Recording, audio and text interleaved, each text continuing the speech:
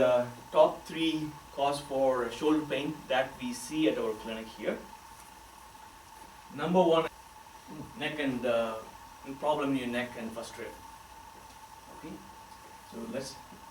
This is vertebrae, another vertebrae, another vertebrae in your neck, and that's your collarbone.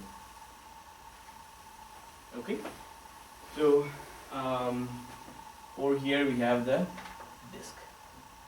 And can someone guess what goes through? Spinal cord. Yes, fantastic. And the spinal nerve root comes out from here, and they go into your upper arm, upper limb, and also into your shoulder, and supply the muscle over there. Okay. If you are 50 years and above, and if you are living in North America, can anyone guess what's the chance of you getting stenosis, arthritis, disc degeneration in your neck? 80%? Can you? Wow. 80%. It's huge. Amazing. Fantastic. So it's 80%. Even though you may not have any trouble in your neck, that's why I was checking her neck too. So what happens with arthritis is you'll have bone spur there, and it will reduce the space for the nerve. And as we age, this disc degenerate, and the whole spinal cord shrinks, and that will also reduce the space over here, causing stenosis. Basically, stenosis means reduced space there, and that will compress the nerve.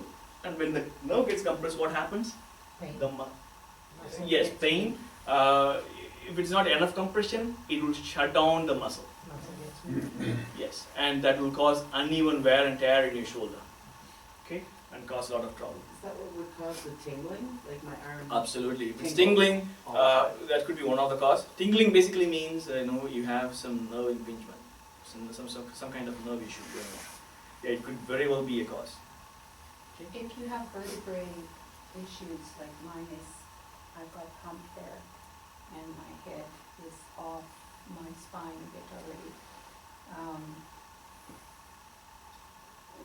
Is there hope or help for the shoulder issue? Yeah, if it is coming from the neck. I'll tell you one example. Before working here, we have a location there in East River too. We had a patient who had like a 2 rotator cuff repair, one failed and then he did the other one. Even after that, he was not able to lift up, only this far. And when he came to me, I checked his neck and first rib. It was not moving as it's supposed to move. I opened it up. Boom! Right away he was able to lift his arm right away, and the strength doubled. Okay, so neck can cause a lot of trouble. Neck and first rib. Okay. Most of the neck problem causing shoulder problem, the first rib will be a underlying cause. Okay. And that 80% is what it related to. So if So what it costs, what is that so high here in North America? as we age, we degenerate, right? That's why the rate is high. I mean, this is the statistics from North America. Probably it could be across the globe too. I know people like in Mexico, 90 years old is still, they're in better shape than people here at 50 to 60. See, even with this 80%, they will have no problem in their neck too. Okay, it all depends on how much compression they have on that nerve, right? We have proper muscle flexibility and proper strength in your neck. That rate can come down significantly. Okay, and if you're 75 and above, then the rate goes up to 95% actually. It's huge. Okay, and the second common cause that we see here is impingement.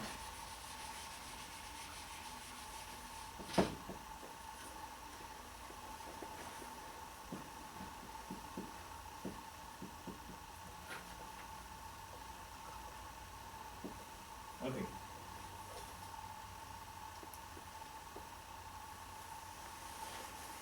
What's this? More now. So now I think most of you know.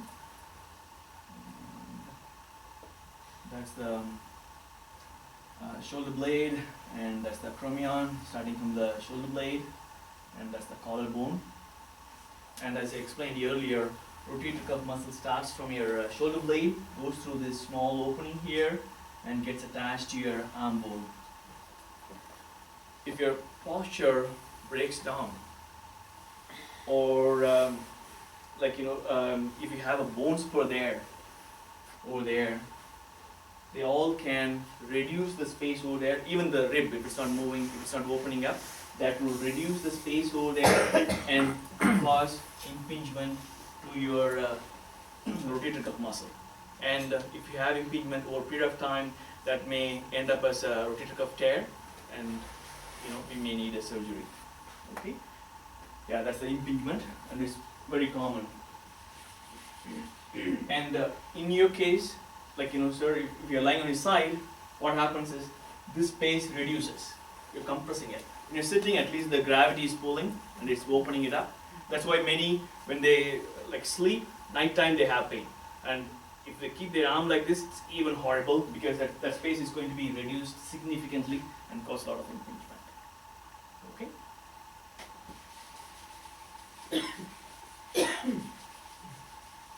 Okay. Now the third one is poor posture.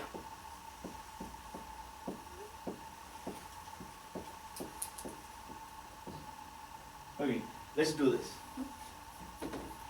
Okay, so everyone, can you lift your arm up? Good arm up. Just the good arm. All the way up. Fantastic. Bring it down. And can you slouch like this and lift your good arm up?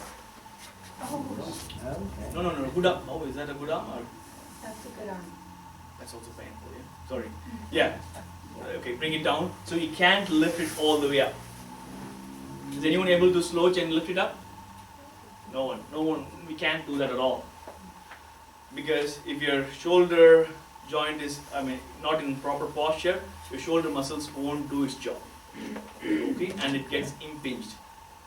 And we see a lot of patients with the rotator cuff injury, especially over the age of 39.